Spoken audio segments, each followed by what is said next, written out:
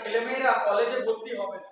সত্যি কথা বলতে সাধারণ মধ্যবিত্ত পরিবারের যে সমস্ত ছেলেমেয়েরা আছে তাদের যে মিনিমাম যে পড়াশোনার যে ইচ্ছাটুকু ছিল সেটাও রাজ্যের যে শিক্ষা ব্যবস্থা সেটা নষ্ট করে দেবে। আমরা দেখছি 26 তারিখ রাত থেকে চয়েস ফিলিং এর প্রসেস শুরু হয়েছে। আমি এতক্ষণ পর্যন্ত চুপ ছিলাম। আমি জানি এই ভিডিওটা করার পর হয়তো আমার উপর অনেক আইনি দিক দিয়েও প্রেসার আসতে পারে, কারণ রাজ্যের শিক্ষা ব্যবস্থার দিকে আঙুল তুলছি আমি। হ্যাঁ, যে সমস্ত অধিদপ্তররা আপনারা এই স্টেট কাউন্সিলের ওয়েবসাইটটাকে মেনটেন করছেন, আপনাদের মিনিমাম এতটুকু একবার ভাবা দরকার। অ্যাটলিস্ট এই যে রাজ্যের ৩৯,০০০ প্লাস আপনারা র‍্যাঙ্ক বের করেছেন, এই ছেলেমেয়েরা কি করে তাদের পছন্দের তালিকাটা করবে? একবার স্টুডেন্টের জায়গায় এসে দেখেছেন? এখনো পর্যন্ত একটা স্টুডেন্ট যখন লগ ইন করেছে, তারপর যখন চয়েস ফিলিং সাজাবার চেষ্টা করছে, 2 থেকে 3 মিনিট হতে না হতে অটোমেটিক্যালি ওয়েবসাইটটা লগ আউট হয়ে যাচ্ছে। কিছু জিনিস তো বারবার করার পর যদি সাজিয়েও ফেলছে, যদি আপ এন্ড ডাউন করতে যাচ্ছে বা ডিলিট করতে যাচ্ছে, অটোমেটিক লগ আউট হয়ে যাচ্ছে। কেউ চয়েস ফিলিং করার পর সেভ করতে যাচ্ছে, অটোমেটিক লগ আউট হয়ে যাচ্ছে। আপনারা এদিকে নোটিশ দিয়ে বসিয়ে রেখেছেন যে 29 তারিখ পর্যন্ত লাস্ট ডেট। একবার ভেবে দেখুন তো, আজকে বর্ধমান বলুন, মুরারই বলুন বা মালদা বলুন, বা যাদের কালিয়াচক বা বনগাঁর দিকে যাদের বাড়ি, শহরের এলাকাটা ছেড়ে দিলাম, যাদের কাছে বাড়িতে ল্যাপটপ বা কম্পিউটার নেই, মোবাইল থেকে সব কাজ হয় না, আপনারা সকলে জানেন। প্রত্যেকটা স্টুডেন্ট কি করে রাতের বেলাতে কি সাইবার ক্যাফে বারবার ওনারা যাতায়াত করবে যে দাদা দেখো না আমার চয়েস ফিলিংটা একটু করে দাও? একটা মানুষ কতবার যাবে? যতবার চেক করবে সাইবার ক্যাফে কিছু হলেও একটা টাকা দিতে হয়। সবার বাড়িতে কিন্তু ল্যাপটপ বা কম্পিউটার নেই।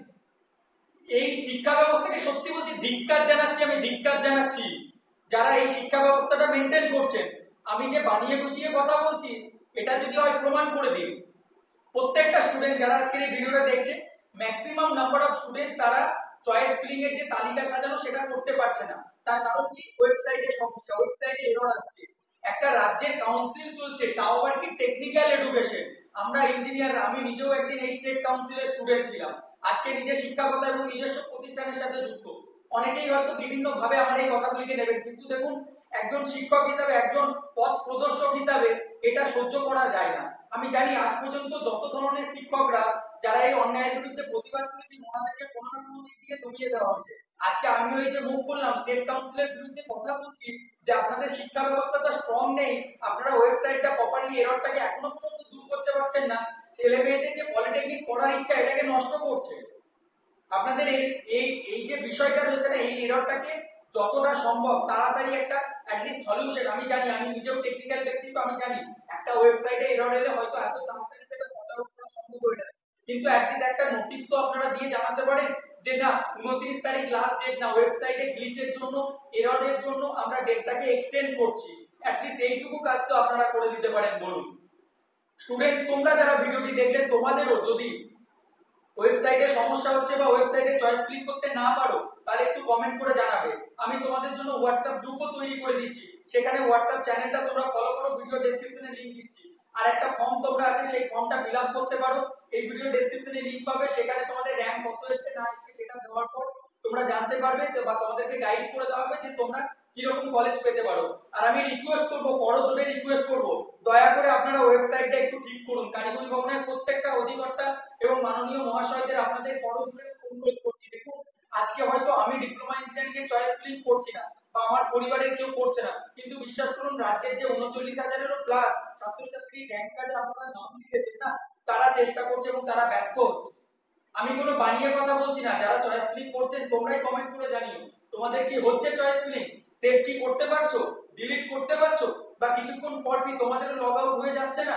এই এররগুলো ঠিক করুন, না হলে অ্যাটলিস্ট একটা নোটিশ দিয়ে ছাত্রছাত্রীদের একটা সান্ত্বনা রাখুন, বা সান্ত্বনা দিন, বা এই ভরসাটা দিন যে না সিস্টেমটা কাজ করবে। সিস্টেমে ফল্ট হতেই পারে, টেকনিক্যাল বিষয় ফল্ট হতেই পারে, সেটা আমিও মানছি, কিন্তু সেটা একটু স্বীকার করে একটু তো মানুষের মধ্যে আপডেট দিন। দয়া করে এটুকু কাজ তো করতে পারেন। স্টুডেন্ট তোমাদের বলছি, দেখো এখনো পর্যন্ত তোমাদের যে চয়েস ফিলিং সেই প্রসেসটা প্রপারলি করা যাচ্ছে না। চয়েস ফিলিং ভুল করে যদি কোনো কলেজকে একটা সিলেক্ট করেছো, আপ এন্ড ডাউনে বারবার ক্লিক করার পরও সেটা আপ এন্ড ডাউন হচ্ছে না, মানে পছন্দের তালিকার কলেজটা উপরে বা নিচে হচ্ছে না। তারপর চয়েস ফিলিং নতুন করে ডিলিট করা যাচ্ছে না, অ্যাড হচ্ছে না, অ্যাডে ক্লিক করলে অ্যাড হচ্ছে না। আপনারা একটা ফিল্টার রেখেছিলেন আজ থেকে 2 বছরের আগে, যদি আমি চয়েস ফিলিং এর ভিডিও দেখি সেখানে আপনারা গভর্নমেন্ট প্রাইভেট একটা করে ফিল্টার ছিল, ড্রপ ডাউন মেনুতে ক্লিক করলে সরকারি college, private college, government sponsor college select করার অপশন ছিল, সেই অপশনটাও আপনারা তুলে দিয়েছেন। এখন স্টুডেন্টরা সার্চই করতে পারছে না। 178 200টা মানে কলেজ আছে, আলাদা আলাদা ডিপার্টমেন্ট আছে, প্রত্যেকটা স্টুডেন্টকে ওয়ান বাই ওয়ান চেক করে করে কলেজ সাজাতে হচ্ছে। এই ধরনের টেকনিক্যাল সিস্টেমটা রাখার থেকে বন্ধ করে দিন, ম্যানুয়াল কাউন্সেলিং সিস্টেম করুন। হয়তো আমি আজকে এই এতগুলি কথা বললাম বলে আমাকে অনেকটাই হয়তো মানে আইনি সম্মুখীন হতেও পারে ভবিষ্যতে, আমি তো জানি না। আজ পর্যন্ত যারা মুখ খুলেছে তাদের বিপদ এসেছে, কিন্তু কিছু করার নেই, আর মেনে নিতে পারলাম না। আপনারা দয়া করে এটার একটা ব্যবস্থা করুন। এখন রাত্রি অলরেডি 8:52 বাজছে, 27 আগস্ট 8:52 বাজছে, দেখুন 8:52, এখনো পর্যন্ত আপনাদের ওয়েবসাইটটা প্রপারলি কাজ করছে না। স্টুডেন্টরা যাদের পছন্দের তালিকা তৈরি করতে পারছে না যে কোন কলেজে পড়বে না পড়বে, খুব স্বভাবতই তাদের ইচ্ছাটা নষ্ট হচ্ছে, প্রাইভেট কলেজে গিয়ে তারা ভর্তি হচ্ছে। প্রাইভেট কলেজে টাকা দিয়ে ছেলে মেয়েরা ভর্তি হচ্ছে এই সরকারি কলেজের এই সমস্যার জন্য। দিয়ে শেষমেশ কি বলবেন, রাজ্যের কলেজগুলি সিট খালি থাকছে। এটা কোনো ষড়যন্ত্রের গন্ধ নয় তো, যেটা ষড়যন্ত্র বলতে পারেন, যে প্রাইভেট কলেজগুলো সিট ভর্তি করার জন্য? একজন সাধারণ মানুষ হিসাবে এই প্রশ্নটা আমি তুলছি। এই ধরনের কোনো বিষয় নয় তো যে প্রাইভেট কলেজের সিটগুলি ভরার জন্য গভর্নমেন্ট কলেজের ওয়েবসাইটের পোর্টালটা এইভাবে এরর দেখাচ্ছেন। কে জানে এই ধরনের কথা বলার জন্য হয়তো আপনারা আমার বিরুদ্ধে আইনি পদক্ষেপ নিতে পারেন, কিন্তু কিছু করার নেই। আপনারা নিজেরা চেক করুন, আপনার বাড়ির একজন ছেলে বা মেয়ে, একজন স্টুডেন্ট যদি থাকতো, তারা যদি এই চয়েস ফিলিং না করতে পারতো, তাহলে কি রকম অবস্থা আপনাদের হতো? একটা স্টুডেন্টের জায়গায় দাঁড়িয়ে একটু ভাবুন।